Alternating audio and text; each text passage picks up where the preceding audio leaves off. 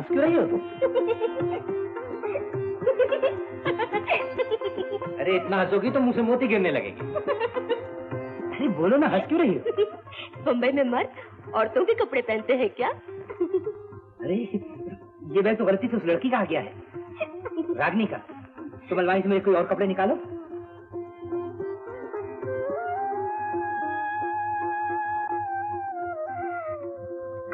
सीता,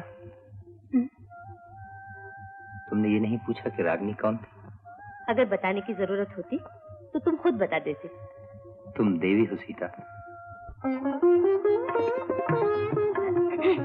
कैलाश बाबू। अरे रागनी, तुम यहाँ? जी, मैं आपका सूटकेस लौटाने आई हूँ। लेकिन तुमने क्यों तकलीफ दी? कोई बात नहीं, मैं खुद ही आने वाला था। सीता, यही है रागनी देवी जिनका हम जिक्र कर रहे थे। नमस्ते। नमस्ते। इस घर में सिर्फ मेरी मुसीबत है। बड़ी बहू को अपने बच्चों से फुर्सत नहीं, छोटी को अपने पति से फुर्सत नहीं। सुबह से बैठी है बातें करती हुई। सासू माँ बुला रही हैं, आप इनसे बातें कीजिए, मैं अभी आई। अच्छा। तुमने शायद ही कहीं और ऐसा घर देखा होगा। हर वक्त तूफान मचा रहता है, न आए का ख्याल न गए का ख्याल। हर एक घर में यही शिकायत है कैलाश बाबू।